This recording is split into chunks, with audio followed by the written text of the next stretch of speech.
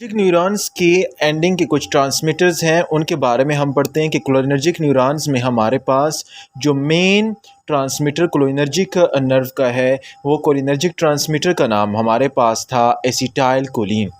अभी acetyl choline जो cholinergic neuron में है, ये एसिटाइल कोलिन की सिंथेसिस कैसी होती है, और सिंथेसिस के साथ साथ आपने यहाँ पर इसका जो इफ़ेक्ट है रिसेप्टर पर, वो रिसेप्टर पर इसका इफ़ेक्ट कैसे होता है उसके बारे में पढ़ते हैं कि कोलिनर्जिक न्यूरॉन्स की हमारे पास सिंथेसिस कैसी होती है। न्यूरॉन की एंडिंग में अगर बात करें कोलिनर्जिक न्यूरॉन की सिंथेसिस की, हमारे पास न्यूरॉन एंडिंग में जो जो जो नर्व का जो हमारे पास नर्व का नॉब है, जो नर्व की टर्मिनल है, उसमें क्या होता है कि कोलिन की सिंथेसिस, एसिटाइल कोलिन की सिंथेसिस के लिए first of all first step पे अगर हम देखें तो यहाँ पर कोलिन के लिए अपना चैनल होता है।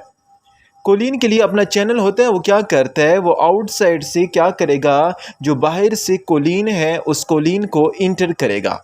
जो ही कोलिन बाहर से इंटर होता है तो inside the body, inside the neuron, हमारे पास एसिटाइल को ए और कोलिन आपस में मिल जाते हैं with the help of what, with the help of एक एंजाइम की मदद से जिसका नाम है Colin acetyl transferase.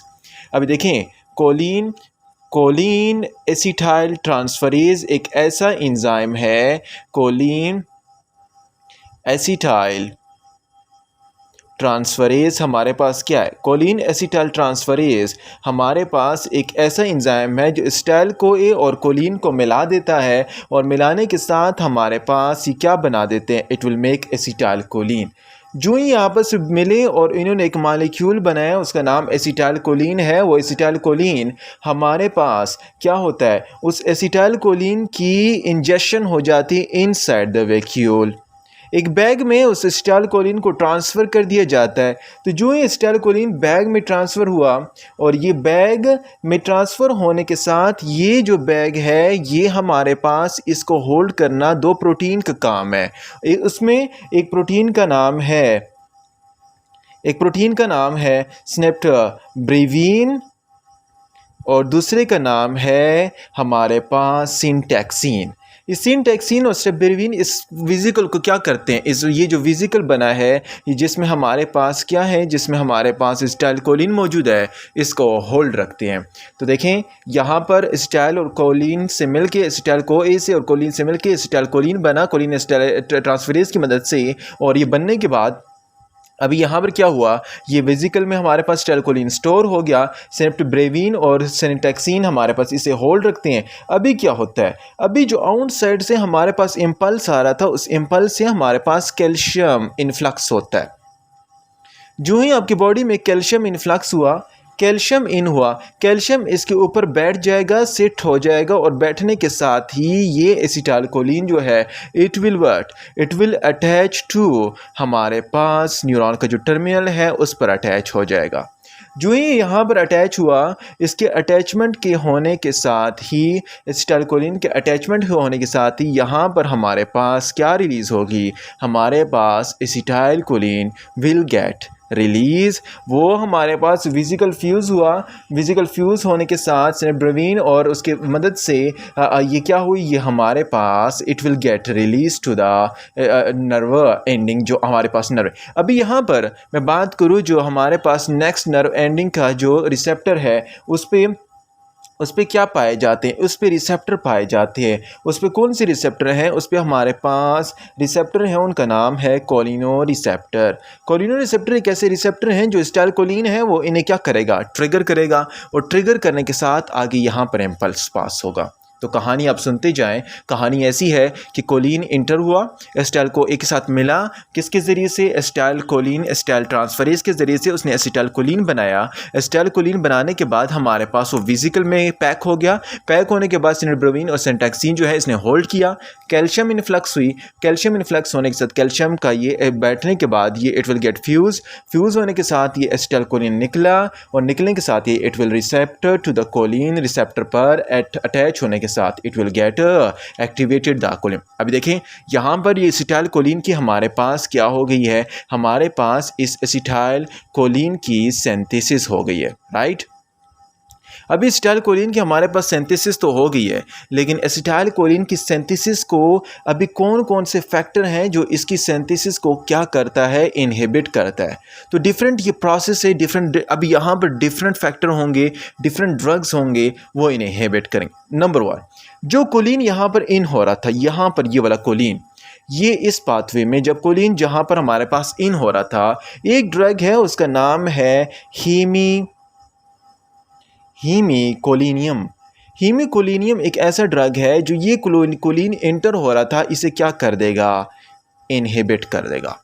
Number first, जो कोलिन एंटर हो रहा था इस पे हमारे पास इनहिबिशन किसका काम है, हीमीकोलिनियम हमारे पास इसके एक्शन को क्या करेगा, इनहिबिट कर। तो एसिटाइलकोलिन नहीं आया, एसिटाइलकोलिन नहीं आया तो एसिटाइलकोलिस्ट्रेज नहीं बना, तो हमारे पास एसिटाइलकोलिन नहीं बना, तो यहाँ पर आगे प्रोसेस नंबर 1 नंबर में हमारे पास क्या है, हीमीकोलिनियम ने इस फंक्शन को इनहिबिट। नंबर 2, दूसरा जो है ये एसिटाइलकोलिन जो इस वेसिकल के अंदर ट्रांसफ़र हो रहा था, यहाँ पर इस प्रोसेस इस जगह पर एक ड्रग है, उसका नाम है क्या, उसका नाम है वेज़ामिकोल।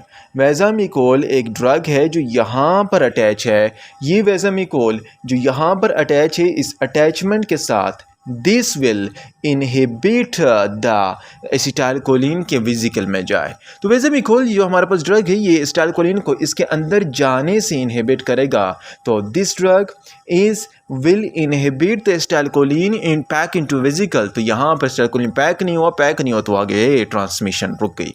नंबर 2 हमारे पास क्या है, वेज़ामिकोल ने इसकी यहाँ पर ट्रांसमिशन इनहिबिट कर दी, राइट। नंबर 3 अगर मैं बात करूँ तो एसिटाइलकोलिन जो ही यहाँ पर फ्यूज़ हुआ है, यहाँ से रिलीज़ हो गया, राइट। अभी यहाँ पर इस जगह पर एक ड्रग आता है, तीसरा ड्रग, जिसका नाम है बोटुलिनियम। बोटुलिनियम एक ऐसा ड्रग है जो एसिटाइलकोलिन की यहाँ पर जो रिलीजिंग हो रही है, इसको क्या करेगा, इनहिबिट करेगा। जब एसिटाइलकोलिन की रिलीजिंग नहीं हो रही है तो एसिटाइलकोलिन आगे एक्शन परफॉर्म नहीं करेगा। तो यहाँ पर आपको पता होना चाहिए कि अगर हमारे पास एसिटाइलकोलिन की यहाँ पर रिलीजिंग, तो एसिटाइलकोलिन हमारे पास फंक्शन नहीं। अभी एसिटाइलकोलिन जितनी ज़्यादा ट्रांसमिशन करेगा उतना ही ज़्यादा स्टिमुलेशन होगी। अभी एसिटाइलकोलिन लेट सपोज आपकी बॉडी में ज़्यादा हो गया, एसिटाइलकोलिन आपकी बॉडी में ज़्यादा हो गए, तो एसिटाइलकोलिन को ब्रेक करने के लिए ख़त्म भी करना है ना, तो इसे ख़त्म करने के लिए एक एंजाइम आएगा, उसका नाम है एसिटाइलकोलिनेस्टेरेज। एसिटाइलकोलिनेस्टेरेज। अभी एसिटाइलकोलिनेस्टेरेज क्या करता है, एसिटाइलकोलिनेस्टेरेज ये जो हमारे पास है, ये एसिटाइलकोलिनेस्टेरेज हमारे पास एसिटाइलकोलिन पे काम करेगा। एसिटाइलकोलिन को क्या कर देगा, एसिटाइलकोलिन को हमारे पास ब्रेक डाउन कर देगा, किस में, 2 मॉलिक्यूल में, एक का नाम है कोलिन और दूसरे का नाम है एसीटेट। कोलिन और एसीटेट में किसने ब्रेक किया, हमारे पास एसिटाइलकोलिनेस्टेरेज ने ब्रेक किया।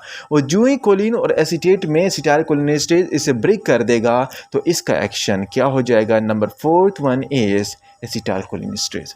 अभी अगर देखें एसिटाइलकोलिनेस्टेरेज इसे ब्रेक कर रहा है, अगर ये ब्रेक नहीं कर रहा एसिटाइलकोलिन का एक्शन क्या होगा, एसिटाइलकोलिन का एक्शन ज़्यादा होगा। एसिटाइलकोलिन का जब एक्शन ज़्यादा होगा तो इसमें एक कंडीशन आएगी, उसका नाम है कोलिनर्जिक क्राइसिस। कोलिनर्जिक क्राइसिस हर उस कंडीशन का नाम है जिसमें हमारे पास एसिटाइलकोलिनेस्टेरेज जो है, ये हमारे पास एसिटाइलकोलिनेस्टेरेज क्या नहीं कर रहा, ये एक्शन नहीं कर रहा, है ही नहीं, मौजूद ही नहीं है। तो पोस्ट साइनेप्टिक मेम्ब्रेन पर उसकी ट्रांसमिशन ज़्यादा होगी, तो ये कॉम्प्लिकेशन है। ये भी हमारे पास कौन सा ट्रांसमिशन थी, एसिटाइलकोलिन की। अभी नॉन एड्रीनर्जिक ट्रांसमिशन, उसके बारे में पढ़ते हैं कि नॉन एड्रीनर्जिक ट्रांसमिशन में हमारे पास थायरोसिन से हमारे पास नॉरएपिनेफ्रिन कैसे बनता है। नॉन एड्रीनर्जिक ट्रांसमिशन की अगर मैं बात करूँ तो ये हमारे पास ये नर्व एंडिंग है। वैसी ही कहानी है कि इस नर्व एंडिंग में हमारे पास जो नॉन एड्रीनर्जिक ट्रांसमिशन से क्या बन रहा है, नॉरएपिनेफ्रिन बन रहा है। क्या होगा, सिनारियो कुछ यूँ होगा कि हमारे पास फर्स्ट ऑफ ऑल हमारे पास क्या आएगा, टायरोसिन आएगा। बाहर से आउटसाइड द बॉडी से हमारे पास क्या हुआ है, टायरोसिन ट्रांसपोर्ट हुआ है by the process of active transport. Active transport के मैकेनिज्म के थ्रू ये हमारे पास चैनल के इनसाइड थायरोसिन आ गया है, अमीनो एसिड आ गया है। जो ही थायरोसिन हमारे पास इंटर हुआ है, थायरोसिन विल गेट टायरोसिन क्या हुआ है? Tyrosine is converted to dopa. Tyrosine हमारे पास डूपा में कन्वर्ट हो गया है। टायरोसिन डूपा में कौन से एंजाइम की वजह से कन्वर्ट हुआ है? यहाँ पर एक एंजाइम आता है जिसका नाम है टायरोसिन हाइड्रोक्सिलेज। टायरोसिन हाइड्रोक्सिलेज एक ऐसा एंजाइम है जो टायरोसिन को कन्वर्ट कर देगा डूपा में। अभी डूपा को टायरोसिन कन्वर्ट हो गया डूपा में, डूपा से कन्वर्ट हो जाएगा हमारे पास डोपामीन, डोपामाइन में। डोपामाइन में जो ही ये कन्वर्ट हुआ है, किससे कन्वर्ट हुआ है? डूपा हाइड्रोक्सिलेज। डूपा हाइड्रोक्सिलेज के ज़रिए से हमारे पास ये क्या हुआ है? ये थायरोसिन से डूपा और डूपा से डोपामाइन के ज़रिए कन्वर्ट हो गया है डूपा हाइड्रोक्सिलेज के ज़रिए से। तो जो ही यहाँ पर डोपामाइन बना है, डोपामाइन विल इंटर, यहाँ पर ये डोपामाइन हमारे पास आगे जाएगा किस में? ये हमारे पास वेसिकल के अंदर इंटर हो जाएगा। ये डोपामाइन हमारे पास कहाँ चला गया? वेसिकल के अंदर। वेसिकल के अंदर जो ही डोपामाइन गया तो dopamine is converted to what? Dopamine हमारे पास एक मॉलिक्यूल में कन्वर्ट हुआ है जिसका नाम नॉरएपिनेफ्रिन है इनसाइड द वेसिकल, और उसका नाम है किसके ज़रिए से? ये हमारे पास एक एंजाइम के ज़रिए से कन्वर्ट हुआ है, उसका नाम है dopamine beta hydroxylase. Dopamine beta hydroxylase के ज़रिए से हमारे पास डोपामाइन कन्वर्ट हुआ है किस में? नॉरएपिनेफ्रिन में। किसके अंदर? वेसिकल के अंदर। डोपामाइन कन्वर्ट हुआ है नॉरएपिनेफ्रिन में, किसके? डोपामाइन बीटा हाइड्रोक्सिलेज के ज़रिए से। जो ही नॉरएपिनेफ्रिन बन गया, नॉरएपिनेफ्रिन यहाँ पर क्या होगा? नॉरएपिनेफ्रिन हमारे पास निकलेगा वेसिकल में। तो वेसिकल में जो ही नॉरएपिनेफ्रिन हमारे पास निकला है, ये नॉरएपिनेफ्रिन यहाँ पर फ्यूज़ होके this will secrete outside the neuron terminal. जो नर्व की एंडिंग है, इससे हमारे पास ये नॉरएपिनेफ्रिन बाहर निकल आएगा। जो ही नॉरएपिनेफ्रिन बाहर निकला है तो यहाँ पर हमारे पास पोस्ट साइनेप्टिक मेम्ब्रेन है, वही कहानी है। उस पोस्ट साइनेप्टिक मेम्ब्रेन पर हमारे पास डिफरेंट रिसेप्टर हैं, अल्फ़ा 1, अल्फ़ा 2, बीटा 1, बीटा 2। तो मतलब ये कि जो एड्रेनर्जिक रिसेप्टर हैं उन पे जाके ये एक्शन करेगा जिन पर इनका एक्शन नेक्स्ट परफॉर्म करना हो। देखें, अभी नॉरएपिनेफ्रिन यहाँ से निकल आया। नॉरएपिनेफ्रिन यहाँ से निकलने के बाद इसके साथ साथ यहाँ पर भी कुछ दो रिसेप्टर हैं जिसका नाम अल्फ़ा 2 रिसेप्टर है। जो ही नॉरएपिनेफ्रिन यहाँ पर निकला, अभी नॉरएपिनेफ्रिन अगर लेट सपोज हमारी बॉडी में एक्स्ट्रा होगा तो एक्स्ट्रा होने के साथ ही ये नॉरएपिनेफ्रिन विल वर्ट इस नॉरएपिनेफ्रिन कि यहाँ पर एक चैनल होता है, उस चैनल के ज़रिए से इसकी क्या हो जाएगी? न्यूरोनल रीअपटेक हो जाएगी। न्यूरोनल रीअपटेक का मतलब क्या है कि नॉरएपिनेफ्रिन जो बना है दोबारा इनसाइड द बॉडी में, नर्व की जो बॉडी है उसमें इंटर हो जाएगा। अभी कहानी फिर सुने। थायरोसिन इंटर आया। थायरोसिन किसके ज़रिए से? हमारे पास थायरोसिन हाइड्रोक्सिलेज के ज़रिए से हमारे पास कन्वर्ट हुआ डूपा में। डूपा में कन्वर्ट होने के बाद डूपा हाइड्रोक्सिलेज की मदद से हमारे पास डोपामीन में कन्वर्ट हुआ। डोपामीन में कन्वर्ट होने के बाद डोपामीन हमारे पास वेसिकल में गया। वेसिकल में जाने के बाद dopamine convert norepinephrine by the help of dopamine beta hydroxylase की मदद से। उसके बाद नॉरएपिनेफ्रिन यहाँ पर फ्यूज़ हुआ, नॉरएपिनेफ्रिन रिलीज हुआ, अल्फा और बीटा रिसेप्टर के थ्रू एक्ट करेगा। अगर नॉरएपिनेफ्रिन एक्स्ट्रा है तो न्यूरोनल अपटेक के जरिए वो वापस आ जाएगा, और अल्फा 2 रिसेप्टर यहाँ पर पाए जाते हैं, उसके थ्रू ये यहाँ पर इसकी ये जो ऑटो रिसेप्टर अल्फा 2 रिसेप्टर हैं ये नॉरएपिनेफ्रिन की क्या करेंगे? ये रेगुलेशन करेंगे। अभी क्वेश्चन ये आता है कि यहाँ पर तो हमारे पास इसकी सिंथेसिस हो गई। क्या हो गई इसकी? हमारे पास नॉरएपिनेफ्रिन की सिंथेसिस तो हो गई, लेकिन अभी कुछ फैक्टर ऐसे हैं जो इसके एक्शन को क्या करेंगे? इसके एक्शन को इनहिबिट करेंगे। तो वो कौन कौन से एक्शन अभी बताते जाएं आपको। फर्स्ट ऑफ ऑल ये जो थायरोसिन हाइड्रोक्सिलेज है ना, इसको इनहिबिट करना है। अगर थायरोसिन हाइड्रोक्सिलेज इनहिबिट होगी तो ये सारा प्रोसेस ख़त्म। थायरोसिन हाइड्रोक्सिलेज कौन ड्रग इसे इनहिबिट करता है? एक ड्रग है, उसका नाम है मिथाइरोसिन। मिथाइरोसिन एक ऐसा ड्रग है जो थायरोसिन हाइड्रोक्सिलेज को इनहिबिट करेगा। जो ही थायरोसिन हाइड्रोक्सिलेज इनहिबिट तो ये डाउन लाइन में सब एक्शन ख़त्म हो जाएगा। नंबर 2, यहाँ पर डोपा से डोपामीन बना। डोपामीन यहाँ पर आ गया इसके वेसिकल में, और डोपामीन वेसिकल में आने के बाद जो ही यहाँ पर पहुँचा है, यहाँ से वेसिकल में जो आया है इस वेसिकल के आने के एक्शन को भी इनहिबिट करना है। अभी जब इस वेसिकल के एक्शन को इनहिबिट होगा तो आगे ट्रांसफर बनेगा नहीं। तो ये एक्शन कौन सा ड्रग इनहिबिट करता है? उसका नाम है रिसरपिन या रिसरपाइन। रिसरपाइन एक ऐसा ड्रग है जो डोपामिन जो वेसिकल में आ रहा था उसके एक्शन को इनहिबिट करेगा। जो ही ये इनहिबिट एक्शन हो गया है तो यहाँ पर आगे डोपामिन से नॉरएपिनेफ्रिन नहीं बना है और नॉरएपिनेफ्रिन नहीं बना है तो यहाँ पर तो क्या हुआ है? आगे ट्रांसफ़र नहीं हुई है। नंबर 2 हो गया। नंबर 3 की मैं अगर बात करूँ तो ये नॉरएपिनेफ्रिन जो यहाँ से रिलीज़ हो रहा है, ये नॉरएपिनेफ्रिन जो इस जगह पर रिलीज़ हो, इसके रिलीज़ करने को भी क्या करना है? इनहिबिट करना है। कौन कौन से ड्रग हैं इसके रिलीज़ करने को इनहिबिट की वजह करने के लिए? ये आपने BG से याद रखने हैं। BG में कौन से ड्रग हैं? पहला ड्रग है उसका नाम है ब्रेटेलियम।